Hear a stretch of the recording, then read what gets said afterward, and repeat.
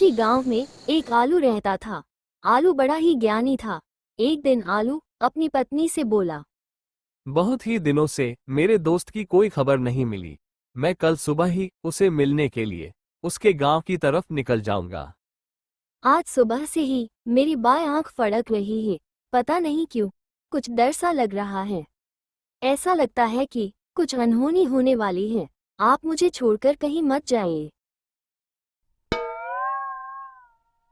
तुम तो जानती हो भाग्यवान, मेरे दोस्त का हमारे सिवा कोई नहीं है। वो अकेला रहता है। जाते समय ऐसे टोका टोकी नहीं करते। तुम चिंता मत करो, मैं जल्दी ही आ जाऊंगा। तुम बस तैयारी करो मेरे जाने की। मुझे अपने दोस्त की बहुत ही ज्यादा याद आ रही है। ठीक है, मैं आपके जाने की तैयारी कर देती हूँ। आलू का दोस्त बचपन से ही गुग्गा और लंगड़ा था। आलू सुबह जल्दी उठकर अपने मित्र से मिलने के लिए निकल पड़ता है। रास्ते में उसे कोई मिलता है जो शरीर से काफी तंदुरुस्त था। वो आदमी आलू के पास आया और आलू से बोला, भाई, आप कौन हो और कहाँ पर जा रहे हो?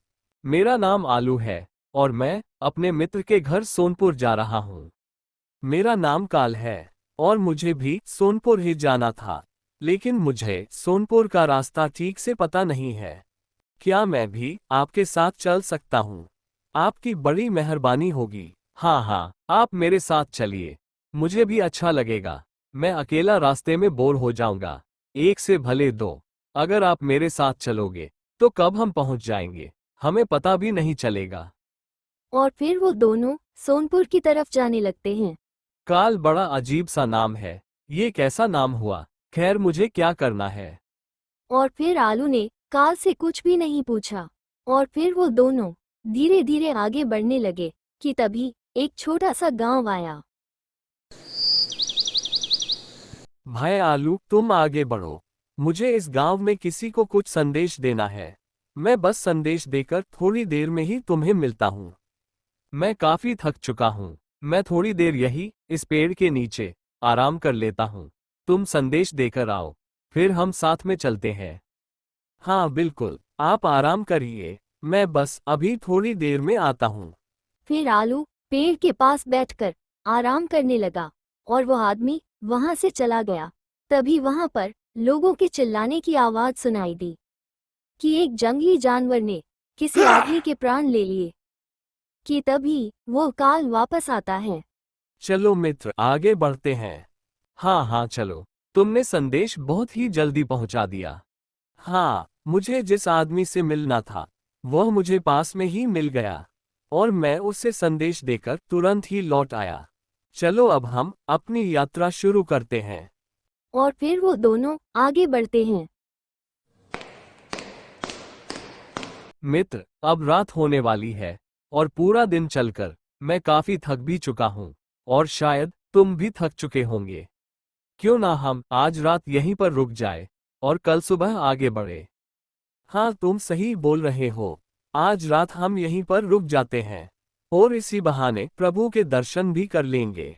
भूख भी बहुत ही लगी है। हम भोजन भी कर लेंगे और फिर आराम करके कल सुबह हम जल्दी यात्रा के लिए निकल जाएंगे। ठीक है, हम यहीं पर रुक जाते हैं। मुझे इस गांव में किसी का सामान देना है। मैं जल्दी ही देकर आता हूँ। तुम भोजन करो, मैं आकर खा लूंगा। लेकिन मित्र, साथ में भोजन करते हैं ना? अरे मित्र, बस मैं काम निपटा कर अभी आया। तुम तब तक भोजन करो। और फिर काल वहां से चला जाता है कि तभी एक आदमी चिल्लाता हुआ भागने लगा। अरे भैया, गांव में आग लग गई। गांव में आग लग गई। ऐसा लगता है कि कुछ भी नहीं बचेगा। ये देखकर आलू सोचने लगा। ये काल जब भी मेरे से दूर जाता है तो कुछ ना कुछ बुरा जरूर होता है। ये सब मात्र संजोग है या फिर कोई सच? कि इतने में हे काल वापस आ जाता है। लेकिन आलू काल से कुछ भी नहीं पूछता और फिर दोनों भोजन करके सो गए और सुबह जल्दी उठकर दोनों आगे बढ़ने लगे। कुछ देर बाद फिर से एक दूसरा गांव आया। मित्र, तुम थोड़ा आराम कर लो, मुझे इस गांव में कुछ काम है। मैं बस अभी थोड़ी देर में आता हूँ। आलू कुछ देर सोचने लगा। अरे ये तो फिर से जा रहा है, मुझे लग रहा है कि फिर से कोई अनहोनी होगी। और फिर आलू बोला। ठीक है मित्र, तुम अपना काम निपटा कर आओ। और फिर काल वहाँ से चला गया कि तभी एक आदमी चिल्लाने लगा। अरे भैया, बिजली गिरने से गोभी की मृत्यु हो गई। अब उसके परिवार का क्या होगा? कि इतने में ही काल वापस आ जाता है। मित्र, अगर तुम्हें बुरा ना लगे तो एक बात पूछो। हाँ हाँ मित्र, पूछो, तुम्हें क्या पूछना है? मन में जो भी शंका है वह सब दूर कर दो। तुम जिस भी गांव में जाते हो, उस गांव में जाते ही कुछ ना कुछ अनहोनी क्यों हो जाती है। तुम जब भी मेरे से दूर गए हो किसी काम से, तो कोई ना कोई बुरी खबर ही मुझे सुनने को मिली है। क्या इस बारे में तुम कुछ बता सकते हो? आलू, आप तो मुझे बड़े ज्ञानी लग रहे थे, फिर आप मुझसे ऐसे सवाल क्यों पूछ रहे हो? आप मुझे ज्ञानी लगे, इसलिए मैं आपके साथ यात्रा करने के लिए निकला था, क्योंकि मैंने सुना है कि ज्ञानियों का साथ हमेशा अच्छा होता है। क्या सचमुच आप नहीं समझे कि मैं कौन हूँ? ये सब सुनकर आलू को बड़ा ही आश्चर्य हुआ और वो बोला। मैं समझ तो चुका हूँ, लेकिन मन में एक शंका है। अगर आप अपना सही परिचय दे तो आपको समझने में मुझे आसानी होगी। और फिर काल अपने असली रूप में आ जाता है। काल कोई और नहीं बल्कि यमराज था। मैं कोई और नहीं बल्कि खुद यमराज हूँ, और मैं उन लोगों के प्राण हरण करता हूँ जिसकी आयु समाप्त हो चुकी हो। अगर ऐसी बात है और आप सच में यमराज है, तो बताओ कि अगली मृत्यु किसकी है? अगली मृत्यु तुम्हारे सबसे खास मित्र की है, जिससे तुम मिलने जा रहे हो, और उसकी मृत्यु का कारण तुम बनोगे। यमराज की बातें सुनकर आलू काफी डर जाता है। मैं अपने दोस्त की मृत्यु का कारण बनूंगा? नहीं नहीं, यह नहीं हो सकता। यह आप क्या बोल रहे हैं? क्या सच में अगली मृत्यु मेरे मित्र की होने वाली है और उसके मृत्यु का कारण मैं बनूंगा? आलू काफी डरते हुए कहता है। वह मेरा बचपन का सबसे खास मित्र है। मैं अपने दोस्त की मृत्यु का कारण नहीं बनना चाहता। इससे बेहतर यही होगा कि मैं अपने मित्र से मिलने के लिए आगे ना जाऊं और यहीं से वापस अपने घर की तरफ लौट जाऊं। कम से कम मैं अपने दोस्त की मृत्यु का कारण नहीं बनना चाहता। तुम जो सोच रहे हो वह मुझे भी पता है, लेकिन यह नहीं हो सकता। होने को कोई नहीं टाल सकता। तुम्हारे न मिलने के विचार से नियति नहीं बदल जाएगी। तुम्हारे दोस्त की मृत्यु निश्चित है और वह तुम्हारे सामने ही मर जाएगा। यमराज की बातें सुनकर आलू और भी ज्यादा डर जाता है। अब तो मैं अपने मित्र से मिलने के लिए आगे जाऊंगा ही नहीं, और यहीं से वापस अपने घर की तरफ लौट जाऊंगा। ऐसा बोलकर आलू वापस अपने घर की तरफ जाने लगता है। उसके साथ यमराज भी वापस जाने लगते हैं। आलू वापस लौट रहा है, यह उसका मित्र देख लेता है। फिर उसका मित्र भी आलू के पीछे तेजी से दौड़ने लगता है। आलू को देखकर वो काफी खुश लग रहा था। वो काफी तेजी से आलू के पीछे दौड़ने लगता है। तुम कुछ भी कर लो, लेकिन आज तुम्हारे मित्र की मृत्यु निश्चित है। उसे कोई नहीं डाल सकता। तुम्हारा मित्र काफी देर से तुम्हारे पीछे दौड़ता हुआ आ रहा है, जो कि उसका एक पैर नहीं है। इसके बावजूद वो तुम्हें मिलने के लिए काफी तेजी से दौड़ रहा है। यही उसकी मृत्यु का कारण बनेगी। यमराज की बातें सुनकर आलू काफी डर जाता है और वह रुक जाता है। इतने में ही आलू का दोस्त भी वहां पर पहुंच जाता है, लेकिन आलू का दोस्त एक पैर न होने के बावजूद काफी देर से दौड़ रहा था, इसीलिए वो आलू के पैर पर गिर पड़ता है। आलू के दोस्त की हालत काफी खराब हो चुकी थी और उसे चोट भी लग जाती है। आलू का दोस्त दर्द के मारे चिल्लाने लगता है। आ ओह आ। ये तुमने क्या किया मित्र? तुम मेरे पीछे क्यों भागे? कुछ ही देर में उसकी मृत्यु हो जाती है। उठो मित्र, तुम मुझे छोड़कर नहीं जा सकते। तुम्हारी मृत्यु का कारण मैं नहीं बन सकता। मेरी वजह से तुम दुनिया छोड़कर चले गए। यह नहीं हो सकता। आलू काफी उदास हो जाता है और रोने लगता है। आलू आश्चर्य भरी नजरों से यमराज की तरफ देखने लगा। तुम्हारा मित्र तुम्हें देखकर बहुत ही देर से तुम्हारे पीछे पीछे दौड़ता हुआ आ रहा था, लेकिन तुम समझ ही नहीं सके, क्योंकि यह बोल नहीं सकता और एक पैर से अपाहिज भी था। इसीलिए इसकी मृत्यु हुई और इसकी मृत्यु के कारण तुम बने। इसने अपनी पूरी ताकत लगाकर तुम तक पहुंचने की कोशिश की और इसकी आयु भी हो चुकी थी।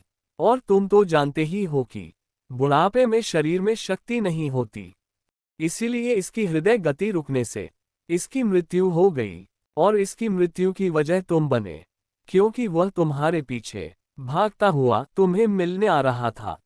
तुम्हारा दोस्त तुम्हें मिलने के लिए अपनी सीमाओं को लांघकर तुमसे मिलना चाहता था।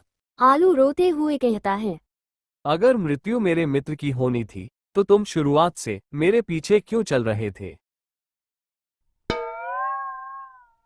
मैं तो सभी के साथ चलता हूँ, बस लोग मुझे पहचान नहीं पाते, क्योंकि लोगों के पास अपनी समस्याओं के अलावा कोई वस्तु या फिर आसपास हो रहे घटना को समझने के लिए समय नहीं होता।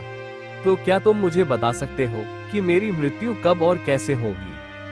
हालांकि किसी सामान्य व्यक्ति के लिए ये जानना सही नहीं है कि उसकी मृत्यु कब होगी या फिर आगे क्या होगा, लेकिन तुम ज्ञानी व्यक्ति हो और अपने मित्र की मृत्यु को बड़े सहजता से स्वीकार कर लिया। उसे देखकर मुझे ये लगता है कि तुम अपनी मृत्यु के बारे में जानकर परेशान नहीं होंगे। तुम्हारी मृत्यु आज से ठीक 4 महीने बाद किसी दूसरे राज्य में राजा के हाथों फांसी के द्वारा होगी। और आश्चर्य की बात यह है कि तुम खुशी से उस फांसी को स्वीकार करोगे। आलू ने पूरे विधि विधान से अपने मित्र का अंतिम संस्कार किया और फिर वापस लौट आया। आलू अपने मृत्यु के बारे में जानने के बाद मृत्यु से बचने के लिए कुछ ना कुछ करने के बारे में सोचता रहता। आलू की पहचान अपने राज्य के राजा तक थी, इसीलिए वो राजा के पास चला गया और फिर राजा को सारी बात बताई। हमारे मित्र की समस्या आप सभी ने सुनी और आप सब बड़े ही ज्ञानी हैं। इसीलिए आप सब अपनी राय दे कि मैं अपने मित्र के प्राण कैसे बचा सकता हूँ। महाराज, जैसा कि आपके मित्र ने कहा कि इनकी मृत्यु आज से ठीक 4 महीने बाद होगी, लेकिन मृत्यु तो तब होगी ना जब वो किसी दूसरे राज्य में जाएंगे। अगर हम उन्हें किसी दूसरे राज्य में जाने ही ना दे तो इनकी मृत्यु तो होगी ही नहीं। हाँ, आप सब एकदम सही बोल रहे हैं। आलू, तुम ठीक 4 महीने तक हमारे ही इसी राजमहल में रहोगे, तब तक तुम किसी दूसरे राज्य में नहीं जा सकते। तुम यहाँ पर पूरे स्वतंत्र हो, तुम जहाँ चाहे वहाँ जा सकते हो, बस किसी और राज्य में नहीं। और फिर ऐसे ही 4 महीने बीत जाते हैं। कल तो मेरी मृत्यु का दिन है। अगर मैं कल बच गया तो फिर मुझे कुछ नहीं होगा और मैं दूसरे राज्य में तो जाने से रहा। एक काम करता हूँ, आज मैं जल्दी सो जाता हूँ और कल मैं देर से उठूंगा, फिर सब कुछ ठीक हो जाएगा। और फिर आलू सो जाता है। आलू को रात में चलने की बीमारी थी, लेकिन ये बात खुद आलू को भी पता नहीं थी। इसीलिए आलू ने इस बीमारी के बारे में राजा या फिर किसी से कुछ नहीं कहा। आलू को नींद में चलने की बीमारी का दौरा उस वक्त पड़ता जब आलू को अच्छे से नींद ना आ रही हो, और आज तो आलू काफी चिंता में था। इसीलिए आलू को आज भी अच्छे से नींद नहीं आती और उसे आज नींद में चलने का दोहरा पड़ता है। आलू अपने कमरे में से निकलकर घोड़े की अस्तबल में चला जाता है। राजा के आदेश के अनुसार वो कहीं पर भी आ जा सकता था, उसे कोई भी नहीं रोक सकता। इसीलिए आलू घोड़े पर चढ़कर वहां से जाने लगता है। चलते चलते वह किसी दूसरे राज्य में चला जाता है। जो कि रात का समय था, इसीलिए किसी ने उसे नहीं रोका और दूसरे राज्य के राजमहल में जाकर रानी के बगल में सो गया। सुबह में राजा को इसके बारे में पता चला कि रानी के बगल में कोई अनजान आदमी सो गया है। कौन है यह नामुराद, किसे अपने मृत्यु से भय नहीं? किसने हमारी रानी के साथ और हमारे सानो शौकत में गुस्ताखी की है? उस गुस्ताख को जल्दी से हिरासत में ले लो और मेरे सामने लेकर आओ। और फिर सैनिक आलू को बंदी बनाकर राजा के सामने लेकर आ गए। माफी महाराज, माफी। मुझे खुद नहीं पता कि मैं आपके राज्य में कैसे आया और आपके राजमहल में कैसे सो गया। तुम झूठ बोल रहे हो, सच सच बताओ, तुम मेरे राजमहल में कैसे आ गए? तुम कोई जासूस तो नहीं हो? महाराज, मैं सच बोल रहा हूं, मैं कोई जासूस नहीं। राजा तो पहले ही गुस्से में था और आलू की बातें सुनकर और भी लाल बबूला हो गया। तुम्हारा अपराध बहुत ही बड़ा है और क्षमा योग्य भी नहीं। तुम्हें तो बहुत ही भयानक दंड मिलेगा। सैनिकों, इसे तुरंत ही फांसी पर लटका दो। आलू डरते हुए कहता है, महाराज, मुझे नहीं पता कि मैं यहाँ पर कैसे आया और आपके किसी पहरेदार ने मुझे रोका क्यों नहीं। लेकिन मैं बस इतना जानता हूँ कि बस आज कैसे भी करके मेरी मृत्यु होने वाली है। आज मेरी मृत्यु होगी, ये बात मुझे 4 महीने पहले ही पता चल गई थी और आज देखो होने जा रही है। आलू की बातें सुनकर राजा को बड़ा ही आश्चर्य होता है। तुम्हें पहले से पता था कि आज तुम्हारी मृत्यु होगी? कैसे? क्या कहना चाहते हो तुम? भला तुम्हारी मृत्यु आज होगी, ये तुम्हें कैसे पता चला? भला किसी सामान्य व्यक्ति में इतनी हिम्मत कहाँ कि वो आपके राजमहल में आपके ही कक्ष में सो जाए? आप ही बताइए कि इतनी हिम्मत किस में होगी कि राजा के होते हुए रानी के बगल में सो जाए? ये तो आत्महत्या हुई। मैं भला दूसरे राज्य से इस राज्य में आत्महत्या करने क्यों आऊंगा? तुम ये सब जानते हो तो फिर तुम मेरे कक्ष में क्यों आए? महाराज, ये सब कैसे हुआ मैं कुछ नहीं जानता। मैं बस इतना जानता हूँ कि आज कैसे भी करके मेरी मृत्यु निश्चित है। महाराज, मैं आपको सारी बातें सच सच बताता हूँ कि पिछले 4 महीने में मेरे साथ क्या किया हुआ। फिर आलू यमराज की सारी बातें बताता है कि उसने मृत्यु से बचने के लिए क्या क्या किया। अगर आपको मुझ पर विश्वास नहीं है तो पड़ोसी राज्य के राजा से पता लगा सकते हैं। अगर तुम्हारी बात सच है और आज तुम्हारी मृत्यु का दिन है तो तुम्हारी मृत्यु का कारण मैं नहीं बनना चाहता। लेकिन तुम अगर झूठ बोल रहे हो तो तुम्हें बिल्कुल भी क्षमा नहीं किया जाएगा। पड़ोसी राज्य के राजा हमारे मित्र हैं। मैं अभी सैनिकों को वहां पर भेजता हूं और तुम्हारे बारे में पता लगाता हूं। और फिर राजा पड़ोसी राज्य में अपना दूत भेजते हैं और फिर कुछ ही घंटों में दूत वापस पड़ोसी राज्य का संदेश लेकर आ जाता है। महाराज, पिछले 4 महीने से ये राजा का मेहमान था। कल रात राजा स्वयं इसे अंतिम बार कक्ष में मिले थे और आज इसकी मृत्यु होने वाली है, ये निश्चित है, ऐसा राजा ने कहा। और फिर ये इस राज्य में कैसे पहुंचा, इसके बारे में किसी को कुछ नहीं पता। अच्छा, तो तुम सच बोल रहे हो आलू।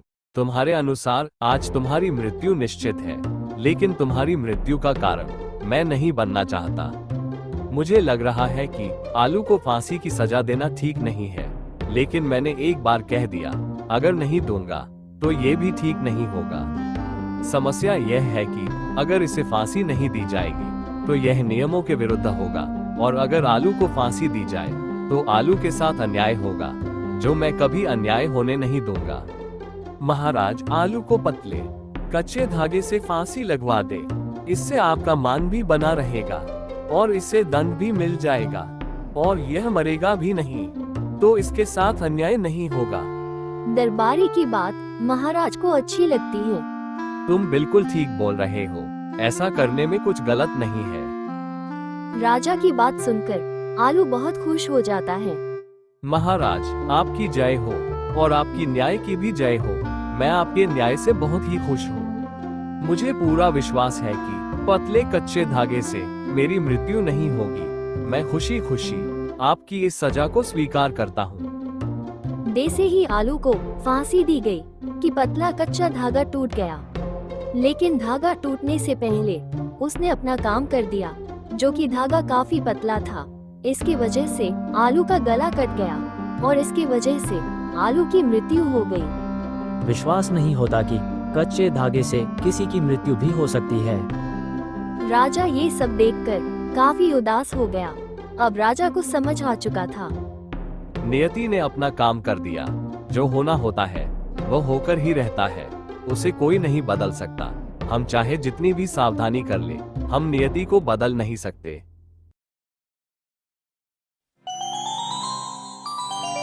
इंसान चाहे जितने भी उपाय कर ले, लेकिन वह नियति को नहीं बदल सकता। इसीलिए आदमी को भविष्य जानने की शक्ति नहीं दी गई। अगर मनुष्य अपना भविष्य जान लेंगे तो वह उसी चिंता में डूबा रहेगा और उसे बदलने की कोशिश करता रहेगा। लेकिन अगर मनुष्य को आगे क्या होने वाला है इसके बारे में पता ही नहीं होगा, तो अपना जीवन खुशी खुशी बिता सकता है।